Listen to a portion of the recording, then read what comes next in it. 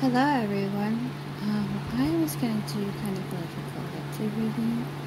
I officially got my new phone, that's a plus, so I can probably upload more often, more frequently, and not rely so much on my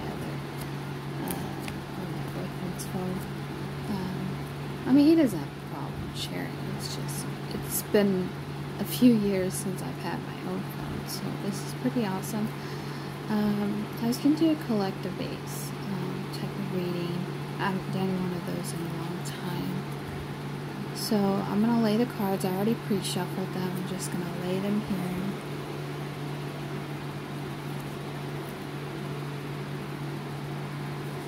We do have a full moon in Pisces coming up. I believe the 14th or 15th. So do prepare for that. Try to take care of yourself. A lot of these intense energies have been showing up for us all, and whether you want to move forward, whether you're kind of stumped on decisions that you need to make. I know here lately I've been kind of isolated myself, just to recover from things that recently happened. So I feel like a lot of us are doing a lot of purging in our lives when it comes to our relationships, when it comes to, the things in our relationships that aren't working. A lot of us are dealing with when it comes to communicating those things clearly and effectively. And I think a lot of it has to do with, our communication when it comes to the way we speak our truth, when it comes to not getting in bad patterns or toxic behaviors of what we were in the past. I think for some of us it has to do, versus a heart over heart decisions we have to make when it comes to our energy, when it comes to mind games, when it comes to feeling like we're not moving past a love dynamic, whether it comes to, the energy of it, when we sense things off, when we get into our mind about things, and then trying to release these burdens. I feel like for some of us, it has to do, like, these are the two full energies I'm feeling with this. So I feel like it's the way we perceive past things in our relationships, and I think a lot of us are purging, karmically things, soulmate connections, soul ties, and then, a lot of us are having to do this deep inner healing, deep inner guidance, of really tapping into our intuition, really tapping into our perspective of what we don't want in this, well, you could say awakening process that we're all having to go through in some way when it comes to our communication, when it comes to a love dynamic, love situation, our energy. I just think I guess the word behooves us to really to reflect on what's not working in our lives. And I think that's kind of why, this card's popping up too, the Hermit in reverse. We're all having to, in some way, go through this, like, millennium years of undoing the damage, undoing the burdens that we have been dealing with. And I think a lot of it has to do with ending old cycles that aren't working, whether it's about getting out of a relationship that's toxic, whether about tuning into higher guidance system for us and how to communicate love more in our 3D reality.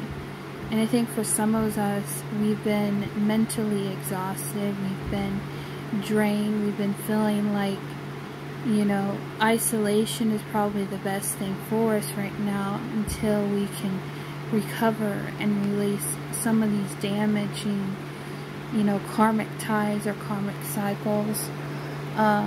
Also too, I feel like some of us could be having past people come back to us just to reassess things and realize that it wasn't really good for our, they weren't really helping us in the long run. They weren't really in some way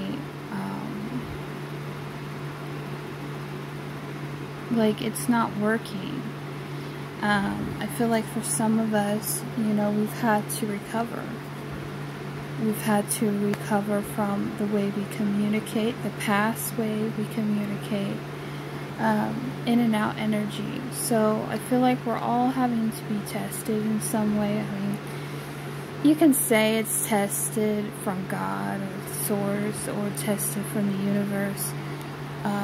What we really need to do to move forward, what it is we need to do to really start a new beginning. And I feel like a lot of us have been on this karmic cycle for some time, especially Saturn going in retrograde. I think a lot of us have, you know, been seeing things in our own fine-eyed view that we really don't like, we don't really want to see. And it's depleted us to the point of imbalances. And then we can't really give. We can't really give to ourselves the way we would like to, or give to people the way we would like to. And I think too, a lot of that has to do with our stability within us. You know, I think some of us are kind of like in and out when it comes to, should we walk away? Should we stay? Should we accept fate and destiny?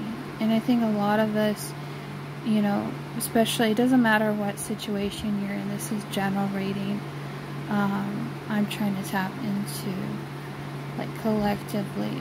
I feel like for some of us, there may be some things we need to walk away, not necessarily, you know, a relationship, but the way we think about wealth, the way we think of stability, the way we think and perceive relationships in general as a whole. I feel like too, you know, a lot of us have been waiting on things to come to us, or a lot of us waiting for things, waiting for time to move, waiting for things to progress. But ultimately, those things are coming to us. Things are changing. The end of cycles are changing. And in the end, we're going to get our wish fulfilled in some dynamic. I recently heard that 2020, you know, whatever is now happening in our lives is going to be for the long haul. And I've been like contemplating and thinking about like that, because I recently heard about that. And then especially with, you know, we are walking into the year of Aquarius, or the starting point of the years of Aquarius. I've been hearing that for a long time now, but I really been feeling more into it as we're proceeding into, you know, the end of this year.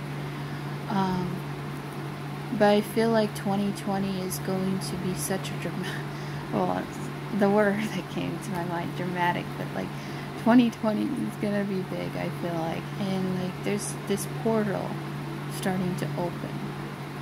So I feel like right now we're being giving all these, whether you call them synchronicities, whether you see things from a different light, different perspective.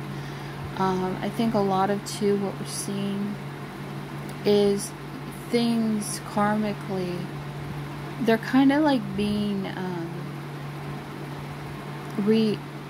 shown to us, so we can really see it for what it is, and then we can understand what we don't like about it.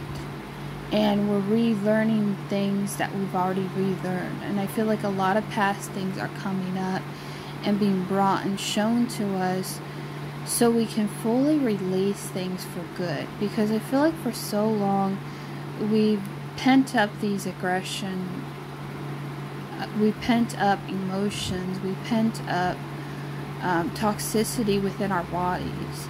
And I feel like, you know, we're almost having to vomit and taste the past a little bit. I feel like, and it makes us sick because we're trying to release it. So I feel like if you've been having any weird symptoms, whether feeling like you're gonna vomit, tension in the body, anxiety, I think a lot of that is coming up to the surface because it's indicating there's still things you need to heal. There's still things that you karmically are tied to that you need to release. Even though you've done, whether the work, the shadow work, you've gone into a dark period in your life. And I feel like we've been shown those things not to hinder us anyway. And I think some of us, we've been in confusion, especially this year. I feel like a lot of us collectively have been in confusion about why is this coming up now? Why am I having to deal with this now? And I think a lot of that has to do with to reveal to us what we don't like. And to me, I don't think that's a really bad thing. I think it's the fact that a lot of these things come up so we can properly heal.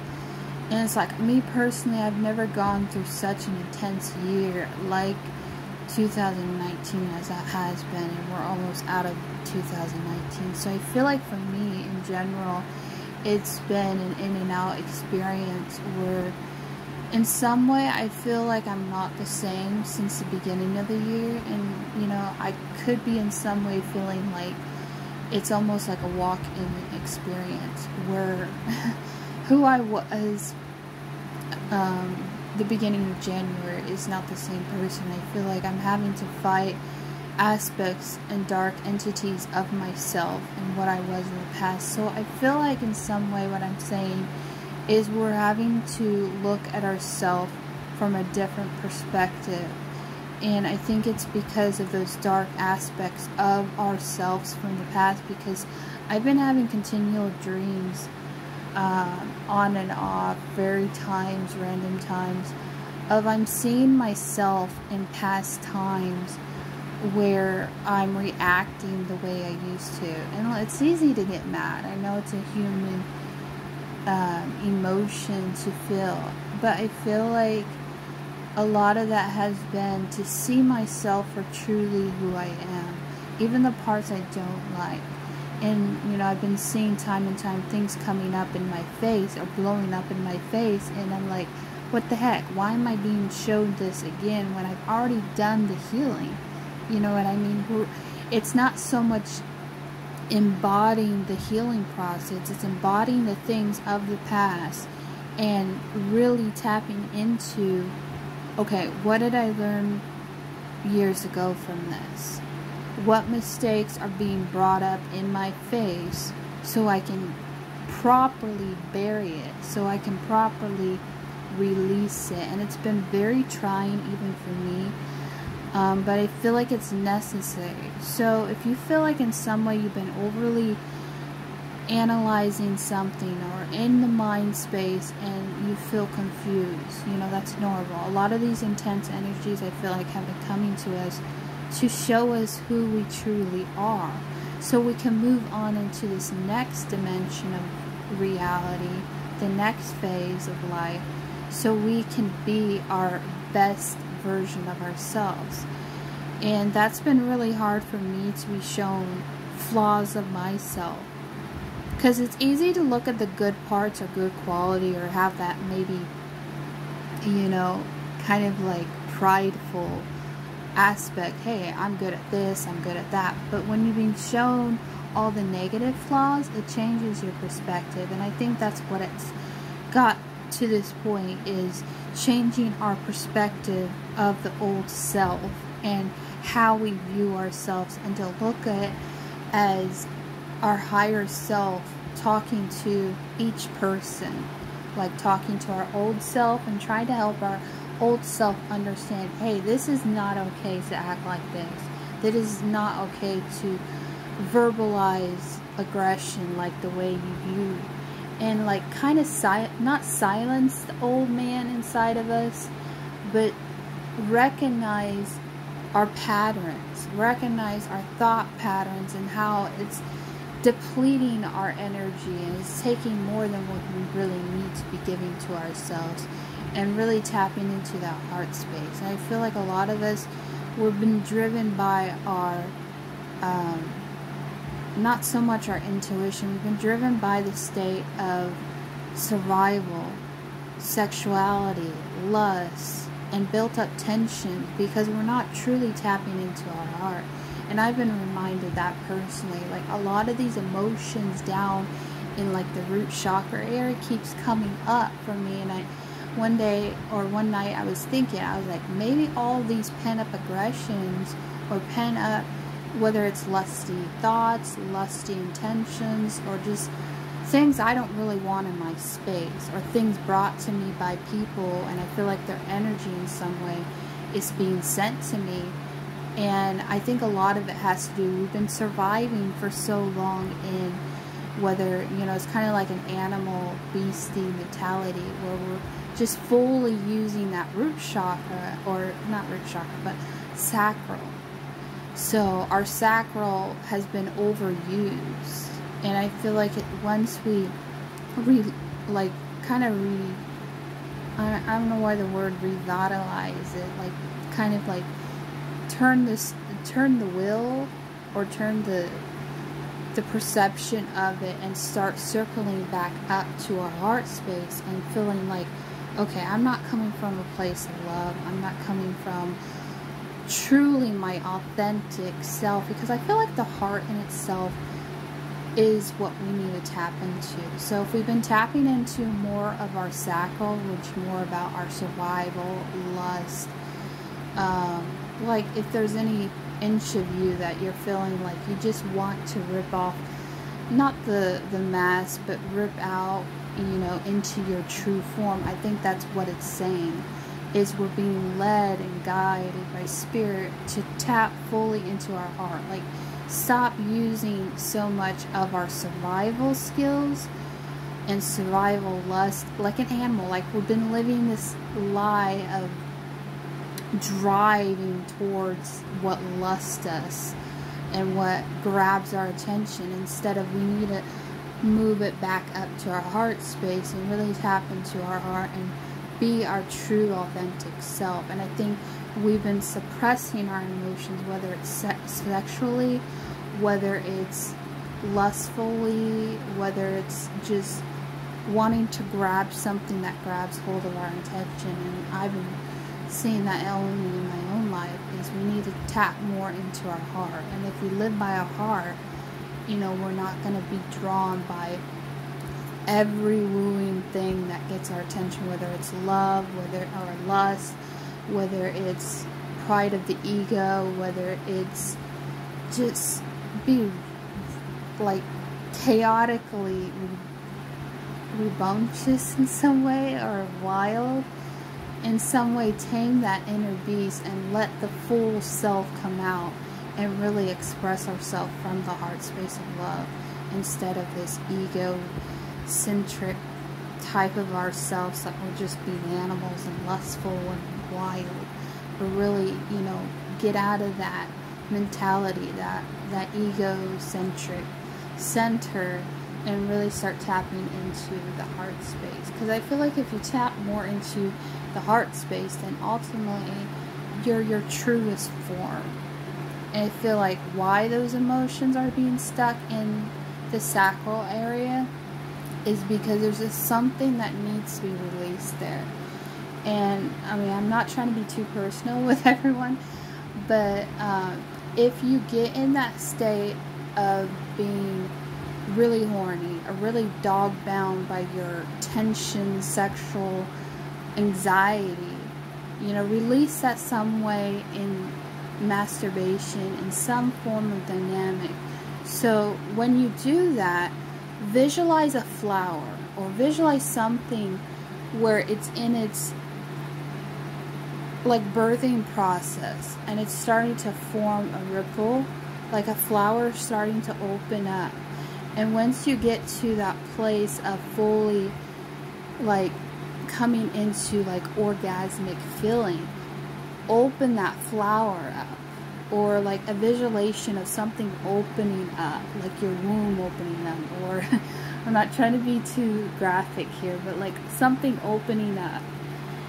Like you can, like something visualizing opening up from a light space, you know, and using that and to release that tension. Because I feel like once you start doing that, if you're built up with that aggression, like you're just living on lust, or you're just, I got to release this in some way. Think of a flower and then it's starting to bud open and expanding out. So if you've been fully like holding into much of your sacral area, because I've been feeling a lot of tension there, and it's just tapping into that area and just releasing it through, you know, whatever you feel like doing, like masturbation, sex, or whatever, and just fully releasing it. But if you use a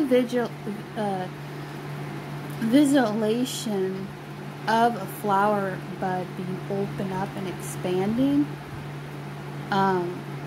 it does more for the body. Like if you use visualization instead of like, you know, a lot of people, they revolve to porn, or they revolve to other visualizations. I know I'm not saying it right, but once you visualize something being open like a flower, for me, because it's working that sacral area, then you can expand. And I feel like the more we close up inside and not be our true authentic self, and that's why, you know, I feel like I'm trying to tap into that zone to really, you know, open it, because it's been closed for so long. So if you use a visualization, you know, that could help in some way with the tension that you may be feeling down there.